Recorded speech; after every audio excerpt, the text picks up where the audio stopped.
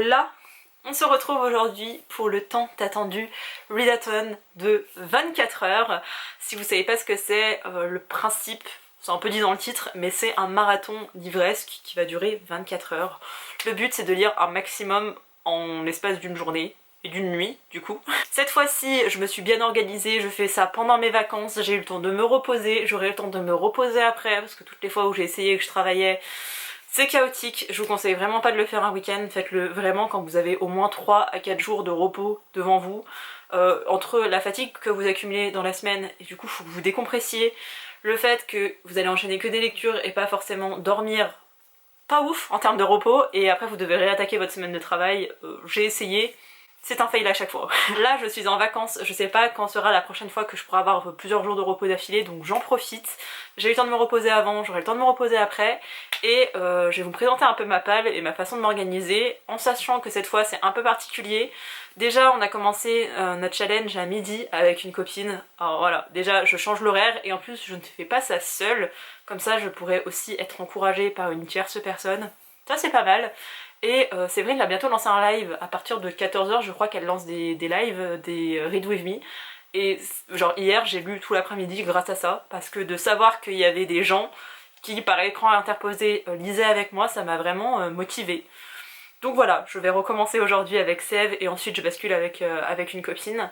Et j'ai varié mes lectures parce que c'est un truc qui marche bien avec moi. Les readathons c'est pas comme les week-ends d'Amil ou le challenge de 7 livres un jour que j'aime beaucoup faire et qu'on est nombreux à aimer faire. Ce qui est bien avec les readathons c'est qu'il n'y a pas un nombre de pages défini qu'on se fixe et le but c'est pas de... Enfin vous pouvez lire des graphiques, c'est pas tricher. En tout cas personnellement je le prends pas comme de la triche. Comme vous devez lire pendant un maximum de temps possible, je sais très bien que je pourrais pas lire pendant 24 heures d'affilée parce que bah, j'ai sommeil en fait, mais je vais essayer de me coucher à 1 ou 2 heures du matin et de me réveiller vers 6-7 heures, un peu avant si possible, mais en fait si je dors pas assez, je vais faire des siestes toute la journée, donc c'est pas ouf aussi pour le challenge. Mais le but c'est vraiment de lire un maximum de livres possible, un maximum de pages possible. Il faut varier ses lectures, il faut varier les formats, il faut varier les genres, il faut tout varier. Et donc j'ai fait une pile à lire de 5 bouquins que j'aimerais beaucoup lire, qui sont complètement différents des uns des autres. Je vais déjà vous montrer ma palle et ensuite on commencera le challenge. J'ai déjà mis 2 graphiques, je ne l'ai toujours pas lu et j'ai un peu honte parce que j'aime beaucoup l'autrice et cette saga. J'ai mis le 5e volume de Heartstopper de Alice Oseman, je l'avais acheté en anglais. Regardez comme il est mignon. Bref, j'ai hâte. Je vous avoue que le tome 3 je l'avais pas du tout aimé alors que le tome 1 et 2 c'était des coups de cœur. Le tome 4 est un petit peu plus remonté dans mon estime, mais j'ai un peu peur avec ce tome 5. J'ai hâte de le lire. D'ailleurs, si vous lisez pas en anglais, vous savez pas par quoi commencer, les graphiques c'est bien, et Heartstopper c'est tellement abordable que voilà. Et le deuxième que je me suis mis, c'est le 2e tome de Sur la colline où poussent encore ses fleurs, parce que j'ai adoré le tome 1 et qu'il est temps que je termine cette saga. J'ai gardé exprès ce livre pour ce readathon. J'avais trop hâte de le faire. Genre vraiment ça fait 2 semaines que je suis en vacances, ça fait 2 semaines que je le ziote et que je suis là, ah bientôt, bientôt, et ça y est je vais le lire. D'ailleurs je pense que je vais commencer par les 2 graphiques, c'est un peu contre-productif parce que bah, faut mieux faire ça quand vous avez une petite baisse de lecture entre 2 gros pavés etc. Mais j'avais trop hâte en fait, vraiment pour ces 2. Hier je voulais le commencer et en fait j'ai regardé un K-drama. Aux côtés du mal si jamais, c'est sur Disney+, incroyable, je l'aime trop même si c'est un peu cliché, c'est très violent, c'est des trucs de bagarre, de mafia et tout mais trop bien joué. Bref, j'ai mis aussi dans cette petite liste On ne dit pas Sayonara de Antonio Carmona. C'est un jeune auteur, je crois que c'est un premier roman puisque c'est avec le concours, l'atelier d'écriture, le concours d'écriture de Gallimard Jeunesse. Je sais plus trop de quoi ça parle, je crois que c'est une jeune fille qui n'a pas le droit de parler de ses origines japonaises au sein de sa famille et qui va pouvoir en parler à une de ses copines à l'école. On est vraiment sur un roman jeunesse-jeunesse, hein. On est sur du 10-12 ans je pense, mais ça peut bien le faire et j'aime beaucoup la couverture. Alors après quand c'est pas écrit par des asiatiques, les bouquins qui parlent de l'Asie, j'ai un peu du mal, genre je sais pas, ça me pose question, donc on verra si j'aime ou pas. Lui je suis pas sûre de le lire parce que c'est un essai et c'est assez riche parce que j'ai déjà commencé, mais j'aimerais bien le finir. C'est Taïwan, la présidente pardon, et la guerre de Arnaud Volerin. Je l'ai reçu par Novice, donc la maison d'édition, et je l'ai aussi en e-book. Donc voilà, je me dis quand je serai calée dans mon lit. Ça aussi c'est un bon tips à vous donner, c'est que il faut varier les genres, il faut varier les formats. Donc vous voyez j'ai du graphique, j'ai du roman, j'ai essai. Et je varie aussi les formats donc numériques. Je n'aime pas les audiolivres, mais si vous aimez les audiolivres, écoutez des livres aussi quand vous faites ce genre de challenge, c'est vraiment... ça permet de rebooster. Et comme vous n'êtes pas sur le même support, ça change tout. Et enfin, je me suis mis Date Me Bryson Keller de Kevin Van Wy, je pense que ça se dit comme ça. C'est chez Corrigan et c'est du MM, c'est une romance gay, enfin young adult gay. Et alors il est un peu... Oh non, il fait même pas 300 pages. En fait, très honnêtement, je l'ai acheté pour ce challenge. Je savais pas si je voulais me faire un challenge, un livre un jour. Finalement, j'ai abandonné l'idée pendant ces vacances parce que on va arrêter de se mettre la pression, ok. Mais je trouvais ça bien d'avoir quand même un bouquin où ça pourrait le faire en ridaton. Et la dernière fois que j'ai lu un bouquin MM de chez Corrigan, donc qui était aussi du young adult, c'était L'Attraction des Astres, que j'avais vraiment adoré. Je vous mets la couverture à l'écran. Avec du recul, je pense que je l'ai vraiment beaucoup aimé, bien plus que ce que je croyais. C'était déjà une bonne lecture, mais je crois que je l'ai vraiment bien aimé, vous voyez. Je pourrais le relire, donc je vais me le racheter. Parce que forcément, entre temps, je l'ai revendu, hein, vraiment la fille très talentueuse.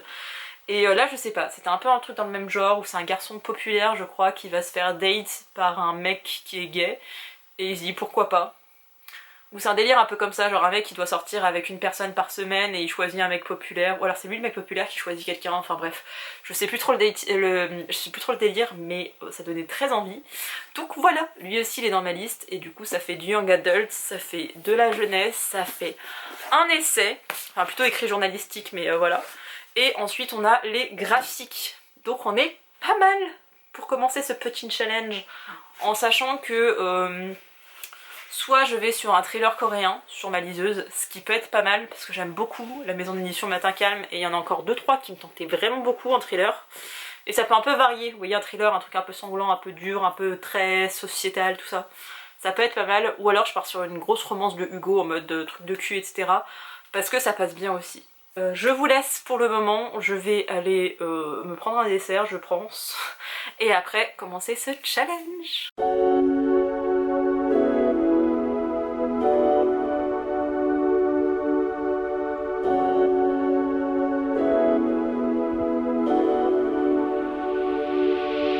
Petit update, j'ai lu mes 2 graphiques et je sais que ça fait pas le focus, mais j'aime beaucoup trop les petites lampes, donc vous allez supporter ma tête floue parce que j'aime trop ce petit décor comme ça. Bref, j'ai déjà lu celui-ci et coup de cœur pour cette saga, vraiment j'aime beaucoup trop. C'est sur la colline où poussent encore ces fleurs, le tome 2. Oh, j'ai beaucoup aimé le tome 1, mais je crois que je préfère encore plus le tome 2. Il y a un petit côté fantastique qui subsiste et c'était trop bien. Ici on suit une jeune fille qui va être projetée dans le passé en 1945. Oui, c'est ça. Et la guerre a lieu et le Japon est en train de se faire bombarder par les États-Unis. Les kamikazes sont mis en place, donc des soldats qui sont là pour faire des attaques suicides. Et on suit cette jeune fille qui va rencontrer un soldat qui fait partie de cette... J'ai oublié le nom, mais bref, de cet équipage, on va dire ça comme ça, mais c'est pas du tout le terme. Et elle va plus ou moins avoir un crush sur lui, sauf que lui, il est complètement voué à sa patrie et à l'empereur, et elle comprend pas pourquoi il fait ça, en sachant qu'il va mourir quoi qu'il arrive, que ce soit ou non pour la victoire du Japon. Et voilà, elle est partagée entre lui dire la vérité, en sachant que quoi qu'il se passe, ça changera pas l'histoire et le cours des choses. Mais, oulala, mes meilleures larmes, hein. J'ai chialé les gars. Et ensuite j'ai été vers le 5e tome de Heartstopper, et... je pense pas qu'on est sur un coup de cœur, il m'a manqué un petit truc, mais c'était un très bon tome, je l'ai vraiment beaucoup aimé.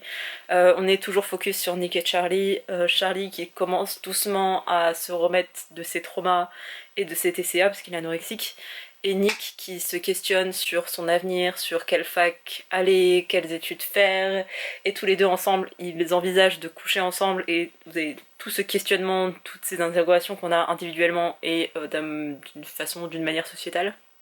On va dire ça comme ça.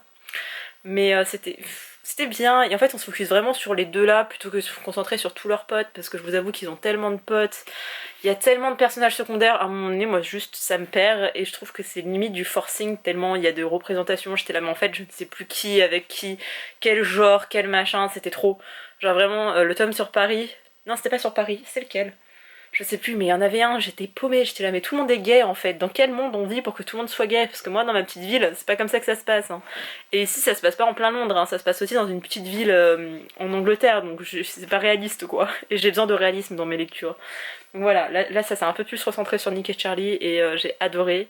Et le 6ème tome, ce sera le dernier, je sais pas du tout quand on l'aura, mais c'est un peu la saga chouchou doudou, vous voyez, vers laquelle vous revenez et vous passez toujours un... Enfin toujours.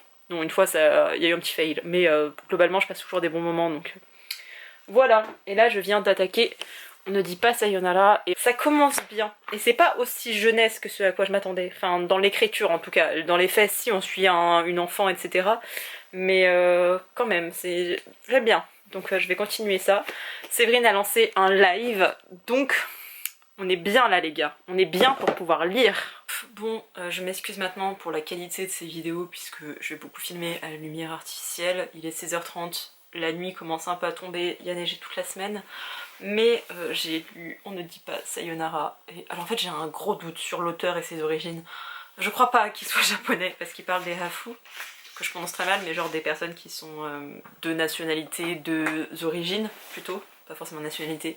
Mais bref, oh les larmes, oh j'ai tellement pleuré, à un moment donné j'ai explosé de rire aussi. Il y a une scène où on suit Elisa qui a sa maman qui est décédée il y a... Alors au début elle est décédée récemment et son père va enterrer toutes ses affaires dans son jardin.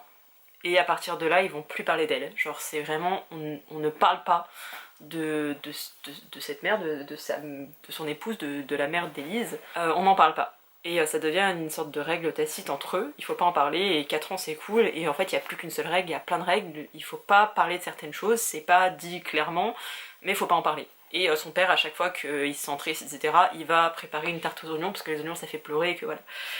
Et du coup on a ce silence de ce père, et cette gamine qui essaye de respecter la volonté de son père, mais qui elle a une grosse faille en elle, et d'ailleurs Élise elle construit, elle monte des puzzles, mais elle met jamais certaines pièces, genre il y en a qui restent manquantes.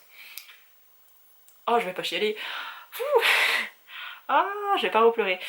Et ces puzzles, ça signifie aussi les pièces qui lui manquent en elle et toutes les parties de sa personnalité et de sa culture, parce qu'elle est mi-française, mi-japonaise, il y a toutes ces parties-là qui restent vides.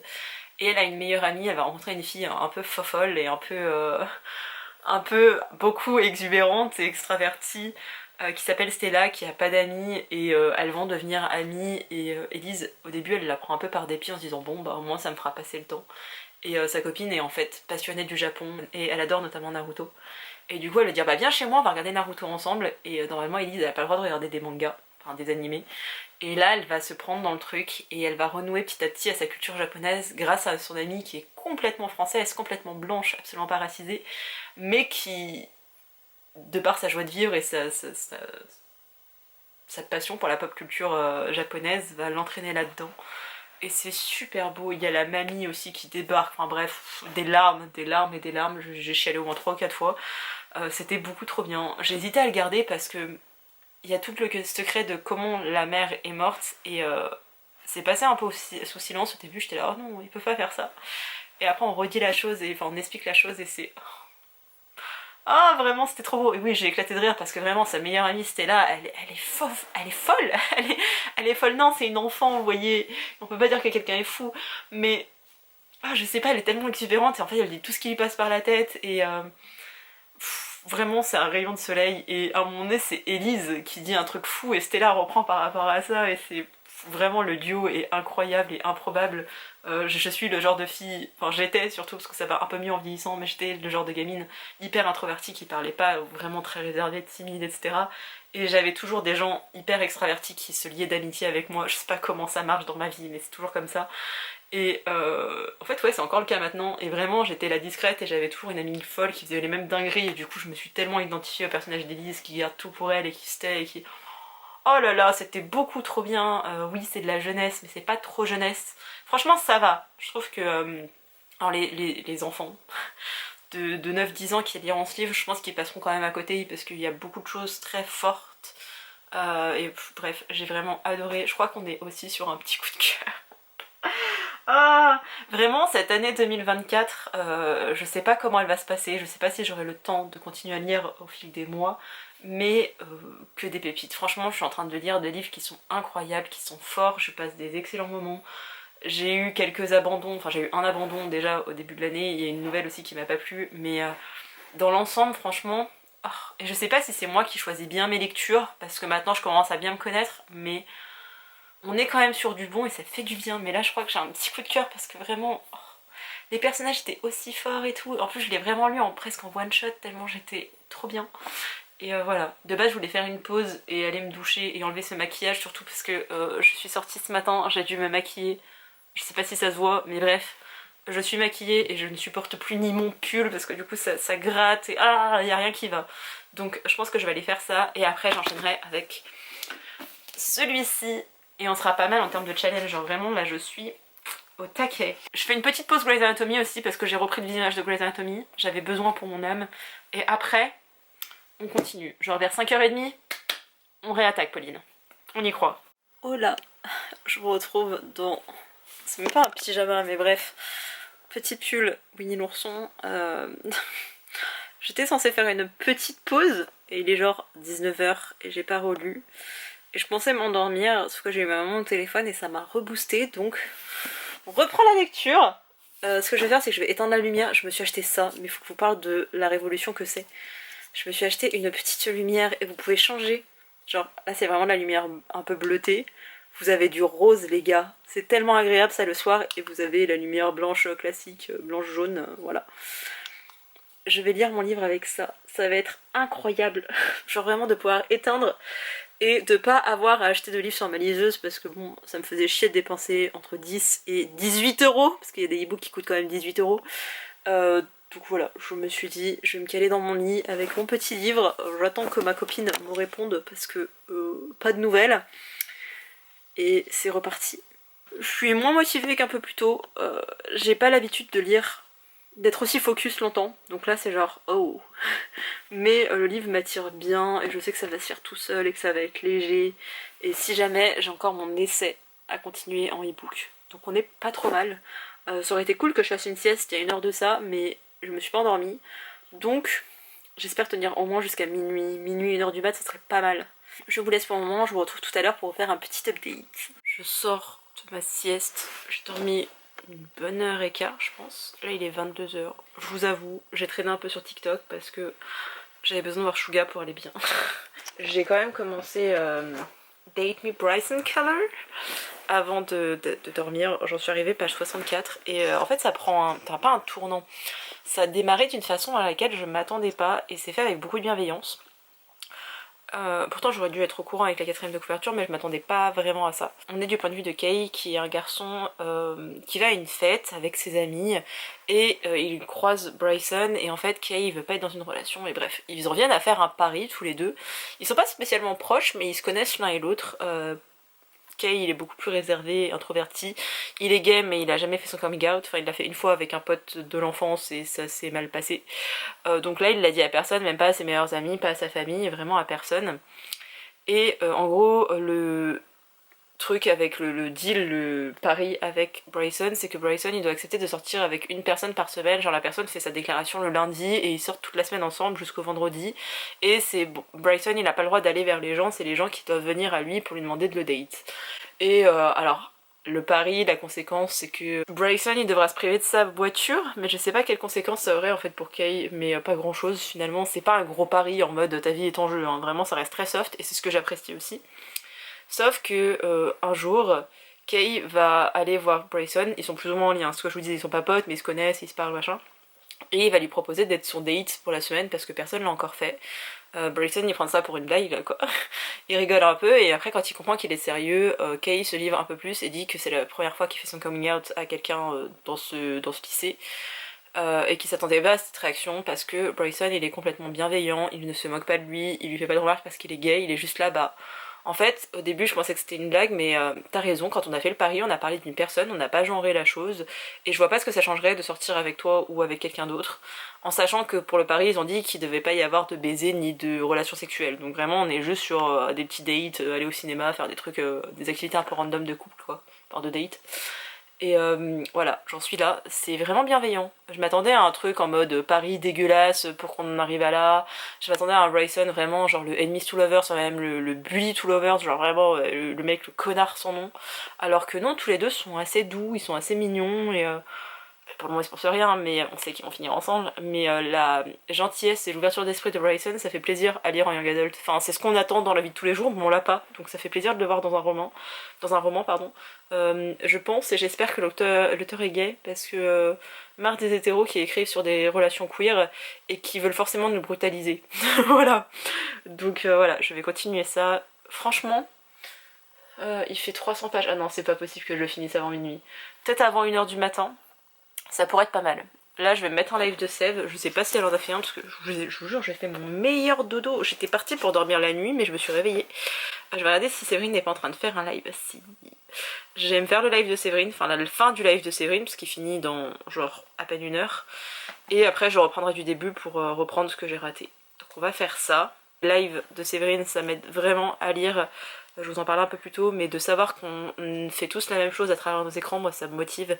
Et j'aime pas forcément avoir des gens qui parlent ou qui font des trucs, genre je coupe toujours le son de ces vidéos, parce que juste avoir le petit crépitement de bois ou quoi que ce soit, ça me déconcentre. Et des fois je peux écouter du gros rap coréen, il n'y a pas de souci pour la concentration.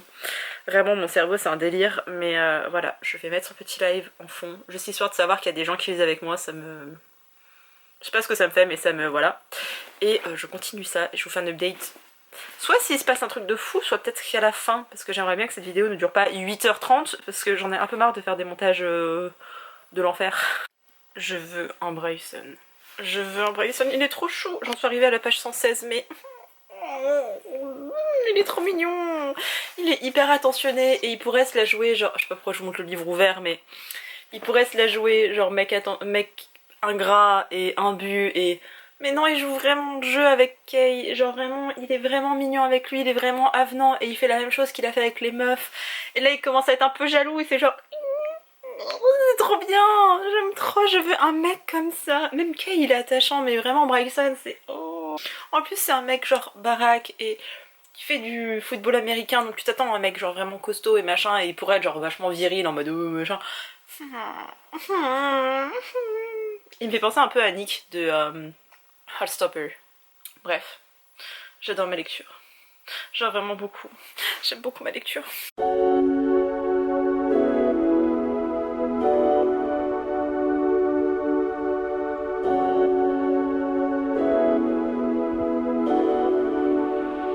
Il est 1h du matin et j'ai dû faire une pause forcée à cause de cet amour qui comprend toujours pas l'intérêt d'une caméra et d'un téléphone. Mais j'arrive doucement vers la fin de ma lecture. Vraiment, Bryson, il est tellement... Oh là là, mon dieu, j'en veux un dans ma vie. Alors qu'il est gay et qu'il est fictif, mais j'en veux un quand même dans ma vie. C'est... Alors, ça s'est un peu tassé, parce que... Je peux pas vous spoiler, mais ça s'est un peu tassé, c'est devenu un petit peu plus plan-plan, même s'il y a tout le côté identitaire qui prend le relais du coup. Et c'est ce qui est bien en fait, c'est qu'on va pas sur le cliché de ce vers quoi on pourrait aller. On bascule pas là-dedans et c'est ce que j'apprécie, mais en même temps je suis tellement habituée à ces gros clichés que limite de pas avoir un truc toxique, ça me manque.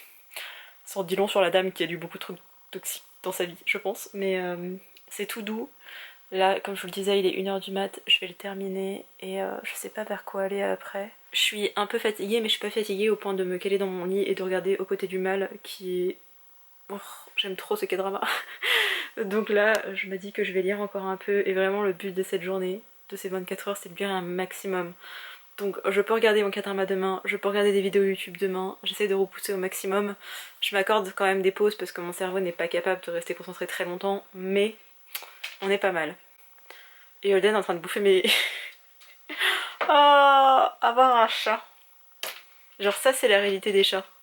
Genre là, ce visage doux, avec une âme de Satan là, tu risques potentiellement de t'électrocuter, donc on va éviter. Hein, voilà, ça c'est le vrai visage d'un chat. Hein. Mais je vais continuer ma lecture et je vous ferai un update soit plus tard dans la nuit, mais ça se trouve je vais me caler dans le noir, donc peut-être qu'on se retrouvera que demain matin. Enfin dans quelques heures quoi. Avec petit minou peut-être. Non, non, tu veux t'en aller, je te saoule, ok. J'ai terminé mon livre, il me reste juste les remerciements à lire, mais c'est un peu mon moment à moi, j'adore les remerciements dans les bouquins, genre vraiment. Mais à la fin du livre, il y a une note d'auteur.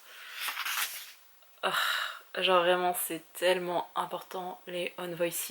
Et je sais que oh, il y a il y a de plus en plus de femmes qui écrivent sur des relations gays. Et c'est problématique pour plein de raisons. Et quand tu vois un mec gay parler de son histoire, expliquer pourquoi il a voulu écrire ce bouquin, et c'est évident. Genre pourquoi est-ce qu'en tant que queer, on est beaucoup plus légitime à écrire sur d'autres personnes queer, et sur des thématiques qui nous sont propres, et sur des sentiments et des émotions qu'on ressent. Et là, il est beaucoup question de coming out, et c'est trop bien, franchement c'est trop bien. Et la note d'auteur me brise un peu. Je sais pas si je vais garder ce livre, je vais le laisser un peu poireauter. Parce que quand j'aime un bouquin et qu'il est queer, j'ai toujours ce truc de oh, s'il peut aider des gens, c'est bien de le partager. Mais moi je l'ai bien aimé et je sais pas si dans quelques années j'aimerais pas le relire et me dire oh oui, un peu de douceur dans ce monde de brutes. Et j'ai trouvé très réaliste ce bouquin. Alors oui, il y a le côté de ils font à Paris et le mec décide de demander au mec populaire de sortir avec lui. Et le mec populaire s'avère être un nounours, genre vraiment un amour du début à la fin. Je vous disais qu'il manquait le côté un peu toxique de la chose. Il y a un petit côté un peu, alors, pas entre eux, hein, mais un côté quand même toxique et nocif, mais qui est très réaliste parce que dans la vraie vie, on se fait lyncher parce qu'on est gay, enfin, parce qu'on est une personne queer de manière générale, et des gens meurent sur Terre à cause d'une orientation sexuelle, un truc qu'on n'a pas choisi et voulu. Donc voilà, c'était beau, c'était bien. Le personnage principal est métis aussi, c'est quelque chose que j'avais pas précisé, et il parle un petit peu du côté identitaire, du fait d'avoir un père blanc et une mère noire, non, un père noir et une mère blanche, pardon. Il parle un petit peu du fait de pas appartenir à la communauté noire, mais de pas appartenir non plus à la communauté blanche, et d'être dans cette entre-deux. C'est des questions que j'ai souvent vues aborder dans mes lectures. Donc déjà, ça prouve que je fais des bonnes lectures et que je m'intéresse à ça, même si je comprendrai jamais en tant que meuf blanche. Mais voilà, il y a plein de sujets importants. L'amitié est aussi au cœur de ça. On parle beaucoup du coming out, du fait que les hétéros ne sont pas confrontés à ça, que parce que si on vous voit en couple avec un mec si vous êtes une meuf et avec une meuf si vous êtes un mec, on se posera jamais plus de questions. Et voilà, c'était très beau, c'était un vrai beau message d'espoir et d'amour, et juste d'amour en fait. C'était juste ça. Il y a aussi question de religion là-dedans, donc trigger warning pour ça, parce que c'est pas tout beau tout rose dans cette histoire, vraiment pas. Alors on n'est pas sur du harcèlement physique et des choses en mode on est en train de le bully comme jamais, mais ça reste quand même triggerant je pense pour certaines personnes, pour celles qui ont vécu ça, donc voilà, je préfère quand même vous avertir, mais c'était vraiment très mignon, c'était pas juste mignon en fait, c'était réaliste. Ah, alors un petit peu gros mais réaliste quand même, avec tout le côté harcèlement, et j'ai vraiment bien aimé. C'est un chouïa rapide pour mon fils, parce que Bryson, ça y est, c'est mon fils maintenant. Mais à part ça, c'est... En fait, chacun va à son rythme dans sa vie, dans sa sexualité, comment on assume les choses, et voilà. Bref, je pense que je vais aller faire un truc de mes cheveux et peut-être de mon visage, histoire de me réveiller un peu. Il est bientôt 2h du mat. Donc voilà, je suis pas du tout fatiguée, sauf que demain midi, j'ai un truc de prévu. Et sûrement une partie de l'après-midi, donc et surtout je sais pas vers quel livre aller. Donc je vais faire mes petits soins et je pense que je vous reprendrai après pour vous demander votre avis. Même si vous pourrez pas me le donner, et même sur Instagram, tout le monde dort. Genre pourquoi? Après c'est plus les vacances, mais pourquoi? Prenez des vacances en décalé par rapport aux vacances scolaires les gars. J'ai besoin de compassion et de soutien sur Instagram la nuit, ok? Je me suis dit qu'elle allait m'occuper de mes cheveux, de mon visage, ça allait me faire du bien, et en fait ça m'a juste détendue et je suis prête à aller dormir, mais tiens bon. Je me suis sortie 3 livres, je vais vous les présenter rapidement, mais en fait il y en a vraiment 2 où je pense que ça peut le faire. Bref, je vous montre ça. En fait celui-là, en le voyant de ma page, je me suis dit que j'avais très envie de le lire, juste je viens de lire un truc adolescent avec des personnes queer et je suis pas sûre que ça va le faire maintenant, là maintenant tout de suite. C'est Perfect on Paper de Sophie Gonzalez que j'ai déjà lu. Je sais plus comment c'était, Un si beau désastre, je crois que c'était ça, c'est chez PKJ alors que là c'est chez Slalom, mais j'avais beaucoup aimé, alors sa plume, ça reste une traduction, mais la façon dont elle abordait les choses, et j'avais eu un petit, peut-être pas un coup de cœur, en tout cas j'avais vraiment apprécié ma lecture. Je suis désolée, il y a Holden qui est sur mes jambes, J'avais vraiment aimé ma lecture, du coup j'aimerais bien retenter l'expérience avec elle, en sachant que j'ai déjà essayé de la lire en coécriture avec, je ne sais plus le nom du bouquin. Je mettrai la couverture à l'écran si jamais je la retrouve, mais pas ouf. Et là je pense que ça va pas le faire de lire ça maintenant.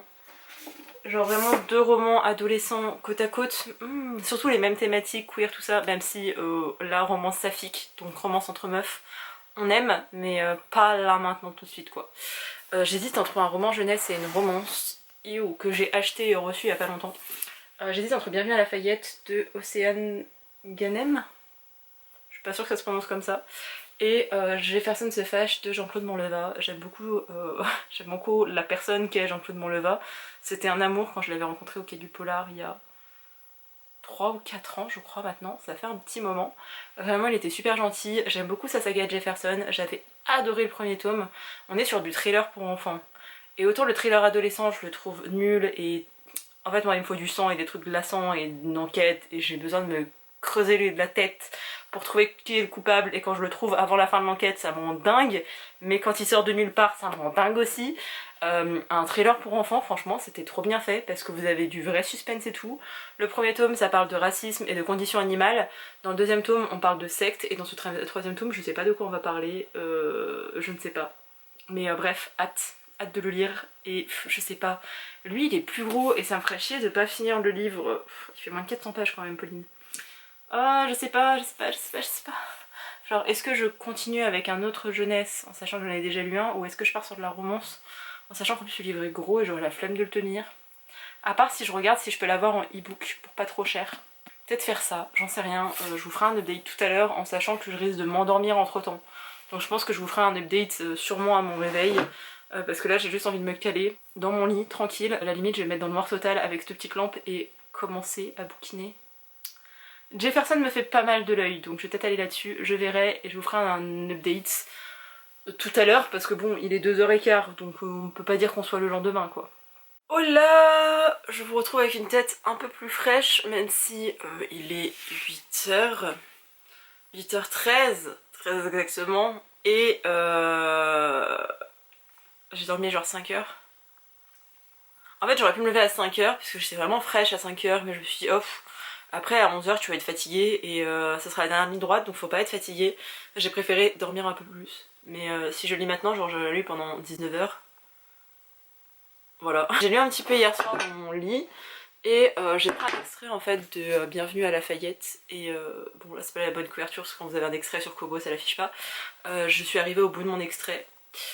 C'est pas ouf pour le moment. Je pense pas que ça va être une lecture incroyable mais ça va faire le taf, hein, ça passe quoi. Là je vais plutôt aller sur Jefferson parce que il est pas très long. Oh 272 pages, ouais ça va. Et je suis un peu intriguée en fait par la thématique du livre. Et j'ai oublié de la chercher hier sur ma... J'ai oublié de chercher le livre sur ma liseuse hier. Là je vais le lire maintenant, normalement il sera fini avant midi. Enfin 4 heures pour lire 200 pages en jeunesse. On est large les gars, et après j'irai du coup vers lui à Lafayette que je continuerai. Parce que j'ai pas eu la foi de lire mon essai, je vous avoue j'étais beaucoup trop crevée, les mots s'entremêlaient déjà tous hier soir donc voilà. Bref, j'ai ma petite musique et c'est parti. Oui parce que j'ai pas de sens, hein. Vraiment à des moments il faut que j'écoute du Unsitchy pour être motivée à lire, c'est incroyable. Bon, je vous retrouve, il est genre 14h, j'ai fait d'autres choses mais j'ai bien arrêté le challenge à midi, même techniquement vers 11h parce que j'en pouvais plus en fait, j'avais besoin de dormir, mais j'ai avancé très légèrement Bienvenue à Lafayette parce que je suis pas très emballée non plus, j'attends que ça décolle un peu. Là c'est une meuf qui a genre sa vie qui est complètement ratée et elle va vivre en coloc avec des mecs. Enfin, c'est vraiment ce qui est écrit dans la 4ème de couverture, donc j'ai pas appris grand chose. Et je suis arrivée à la page 72 de Jefferson, c'est moins engagé en tout cas pour le moment. Après j'ai vraiment le souvenir que c'était toujours un peu lent au début, donc mais voilà, en 24 heures j'ai pu lire tout ça et je suis aussi là-dessus du coup, donc je suis plutôt très contente de ce challenge comme vous pouvez vous en douter. Très fière de moi, j'aurais dû mieux m'organiser encore une fois pour le sommeil. Je pense que vraiment j'ai besoin de vraiment dormir, faudrait que je fasse un challenge. Bonjour mon chat. Faudrait que je fasse un challenge sur 18 heures, comme ça je dors 6 heures et le reste du temps je le passe à lire. Mais on apprend de ces horreurs à chaque fois et c'est cool. Bref, c'en est tout pour cette vidéo, j'espère qu'elle vous a plu et je vous dis à bientôt pour une prochaine. Bye.